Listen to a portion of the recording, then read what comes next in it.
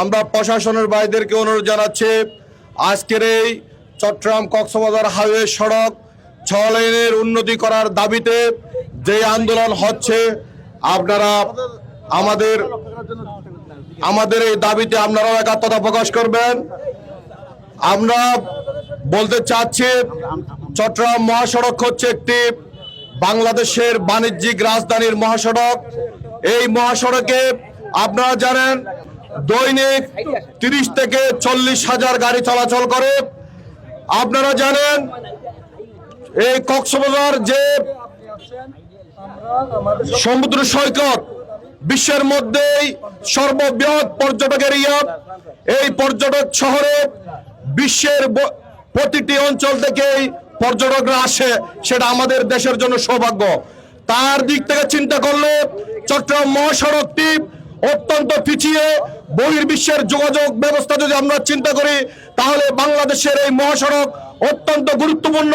শুধু এই সড়ক বাংলাদেশের জন্য নয়, এই সড়ক আন্তর্জাতিকভাবে বিশ্বের জন্য একটি গুরুত্বপূর্ণ মহাসড়ক। এই সড়ক বাংলাদেশ সরকারকে আমরা যেখানে দেখি কোনো মেল কারখানা ইন্ডাস্ট্রিয়াল এরিয়া নেই, কোনো অর্থনৈতিক ব্যবস্থা নেই, সেখানেই বাংলাদেশের সরকার বিগত সময়ে 6 লেন বা 4 লেনের সড়ক ব্যবস্থা করে রেখেছে। কিন্তু আজকে আমাদের এই মহাসড়ক একটি বাণিজ্যিক এরিয়া হওয়া সত্ত্বেও, বিভিন্ন ইন্ডাস্ট্রিয়াল এরিয়া হওয়া সত্ত্বেও, চট্টগ্রাম কক্সবাজারের মতো একটি সমুদ্র সৈকত, বিশ্বের আলোড়ন সৃষ্টিকারী সমুদ্র সৈকত থাকা সত্ত্বেও এই চট্টগ্রাম মহাসড়কটি কেন 6 লেন বা 4 লেন উন্নতি হচ্ছে না? আমরা যেটা মনে করি, এখানে রাজনৈতিক সংকট রয়েছে, এখানে রাজনৈতিক ভেদাভেদ রয়েছে।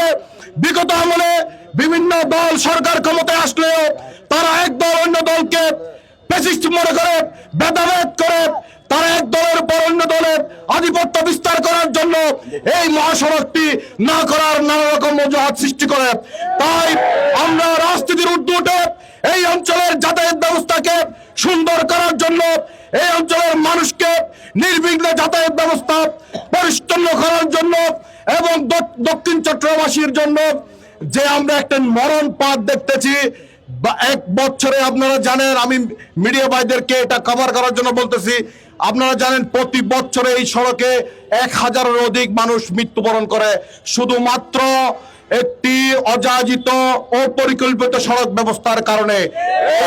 এক লাইন সড়কটি এমন ভাবে গঠিত হয়েছে যে লাইনে একটি বাস আর একটি বাসকে ক্রস করার কোনো অবস্থা নাই। এখানে টমটম চলে, এখানে মিনিবাস চলে, ট্রাক চলে, পিকআপ চলে, দূরপাল্লার গাড়ি চলে।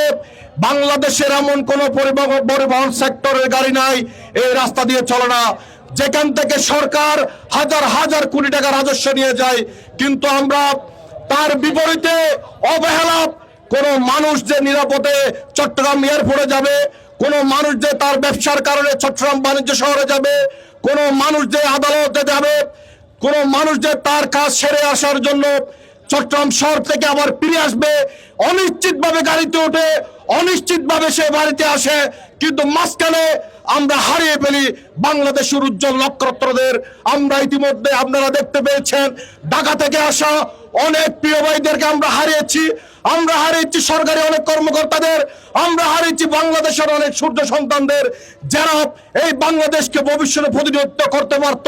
আমরা হারিয়েছি এক মায়ের এক সন্তানকে, যার পরিবারে একজন শুধু বরভুক্ত করার জন্য, বরণ পোষণ করার জন্য একটি পরিবারের একজন সন্তান থাকা, ওই সন্তানকে আমরা হারিয়েছি। একজন পরিবারের 5 জন সদস্য রাখলেও ওই পরিবারের 5 জন সদস্যকে আমরা হারিয়েছি। আমরা আর এই হারানোর লাইনে থাকতে চাই না। আমাদের দাবি হচ্ছে, জাইকা যে বাজেট অনুমোদন করেছে, বাংলাদেশ সরকার যেন জাইকার সাথে বসে অতি দ্রুত এই সরকার, এই রাস্তা সরকার কখন বাস্তবায়ন করবে, কখন এই রাস্তার কাজ হাতে নেবে, আমরা সেই ঘোষণা শুনতে চাই।